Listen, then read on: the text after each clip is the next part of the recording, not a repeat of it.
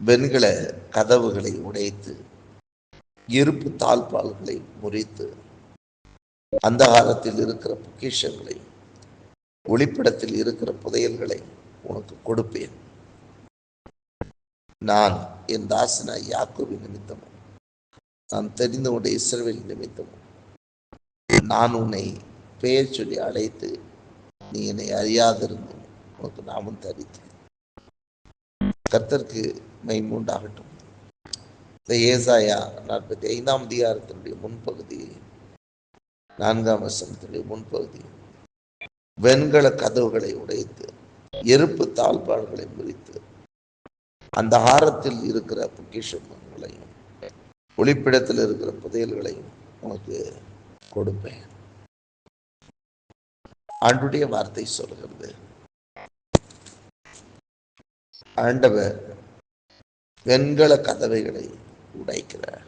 ஆண்டவர் வெண்கல கதவுகளை உடைத்து இருப்பு தாழ்பால்களை முறித்து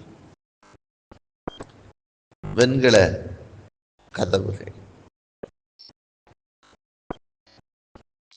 விலை உயர்ந்த காரியங்களை எல்லாம் வைத்து அல்லது மிகப்பெரிய ஒரு கோட்டைகளை கட்டும் பொழுது அதனுடைய கதவுகளை வெண்கலத்தினால அதை உண்டாக்கி மற்றவர்கள் பாதுகாப்பாய் வைக்கப்பட்டு அங்கு விலை உயர்ந்தவைகள் அடைக்கப்பட்டிருக்கிறது போல வைக்கப்பட்டிருக்கக்கூடிய நன்மைகள் அதை உடைச்சு வெளியே வர்றது என்பது சாதாரண விஷயம் அல்ல.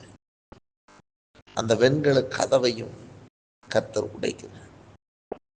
இருப்பு தாழ்பாள் என்று போகுது. தாழ்பாள் சொல்ற போட்டு கதவும் உடைக்கப்படுகிறது. தாழ்பாள்களையும் கர்த்தர் முடிக்கிறார். இந்த கதவு திறக்கக்கூடாதபடிக்கு பூட்டி வச்சிருக்கிறது அந்த தாழ்பால். கதவு எவ்வளவு ஸ்ட்ராங்கா இருந்தாலும் தாழ்பால் இல்லை அப்படின்னா கதவை திறந்துட்டு போயிடலாம். ஆனால் கதவை திறக்க விடாதபடி போடப்பட்டிருக்கிற தாழ்பால் சேஃபஸ்ட் ஏரியால இருக்கு. ஆனா அதே மாதிரி அந்த கதவை பூட்டுவதற்கு தாழ்பால் இல்லை என்று சொன்னால் அதனால் பிரயோஜனம் இல்லை. ஆகவே இங்கு வசனம் சொல்லுகிறது, வெண்கல கதவையும் உடைக்கிறாரு, இருப்பு தாழ்பால்களையும் முறிக்கிறார். முறித்து ஆண்டவர் என்ன செய்வார்? ஆண்டவருடைய வசனம் சொல்லுகிறது, அந்தகாரத்தில் இருக்கிற பொக்கிஷங்களையும் ஒளிப்பிடத்தில் இருக்கிற புதையல்களையும் உனக்கு கொடுப்பேன். அந்தகாரத்தில் இருக்கிற பொக்கிஷம், அந்தகாரம் என்றால் இருளுக்குள் மறைந்திருக்கிற பொக்கிஷம், இருளுக்குள் மறைந்திருக்கிற பொக்கிஷத்தையும் ஒளிப்படத்தில் இருக்கிற புதையல். அந்தகாரத்தில் இருக்கிற பொக்கிஷம் சொன்னால் அறியாமல் நமக்கு தெரியாது. அந்தகாரம் என்பது ஒரு இருளுக்குள் மறைத்திருக்கிற பொக்கிஷங்கள், நமக்கென்று மறைவாய் வைக்கப்பட்டிருக்கிற பொக்கிஷங்கள். ஒளிப்பிடம் மறைத்து வைக்கிறது. புதையல்கள் என்பது மறைத்து வைத்திருக்க. வேதாகமத்தில் நீங்கள் பார்க்கும் பொழுது அங்கே தாவீது சிக்லாக்ல இருந்து திரும்ப வரும்போது அங்க ஒரு எகிப்திய முடியாம போட்டு போவாங்க. அப்ப சொல்றாரு, எனக்கு புதையல்கள் இருக்கிற இடம் தெரியும். புதையல்கள் என்று சொல்லும் பொழுது வெறும் தங்கத்தை மாத்திரமே அல்லது வெறும் வெள்ளியை மாத்திரம் சொல்ல முடியாது. பலவற்றை ஒளித்து வைக்கப்பட்டிருக்கிற எந்த ஒன்றும் புதையல்கள். அவரவர்களுக்குரிய நன்மைகள் எங்கே ஒளித்து வைக்கப்பட்டிருக்கிறதோ நமக்குரியது, ஆனால் அது ஒளித்து வைக்கப்பட்டிருக்கிறது. ஒளித்து வைக்கப்பட்டிருக்கிற புதையல்களை ஆண்டவர் தருகிற ஆண்டவராக இருக்கிறார். பயங்கர சேஃபஸ்ட் ஏரியாவில் அல்லது அதை எடுக்கவே முடியாதுன்ற இடத்துல இருக்கக்கூடிய அப்படி இருக்கிற ஒரு வெண்கல கதவையும் நமக்காக உடைக்கிறான்.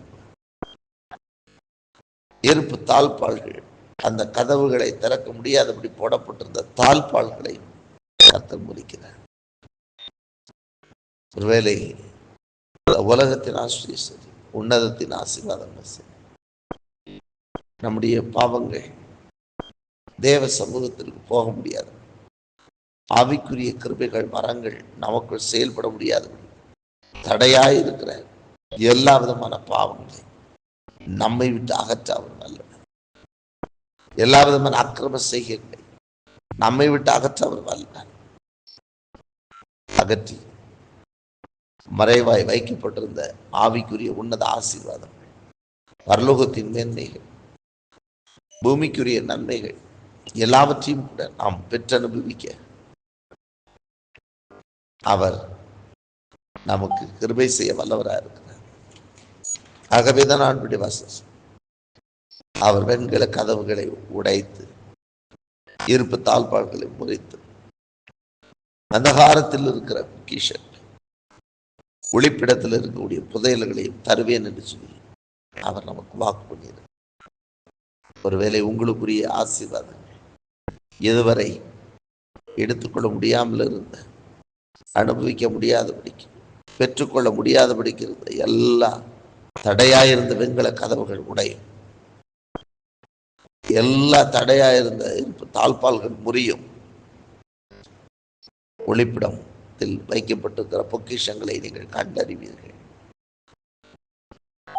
ஒளிப்பிடத்தில் இருக்கக்கூடிய எல்லா புதையல்களையும் நீங்கள் கண்டறிவீர்கள். எல்லா அந்தகாரத்திலும் இருக்கக்கூடிய பொக்கிஷங்களையும் நீங்கள் கண்டறிவீர்கள். அதை ஆண்டவர் நமக்கு கொடுப்பார். அவர் கொடுத்து ஆவிக்குரிய ஆசீர்வாதங்களாக இருக்கட்டும், பூமிக்குரிய மேன்மைகளாக இருக்கட்டும், அவைகளையெல்லாம் கொடுத்து உங்களை ஆஸ்வதிப்பார், கனப்படுத்தும்.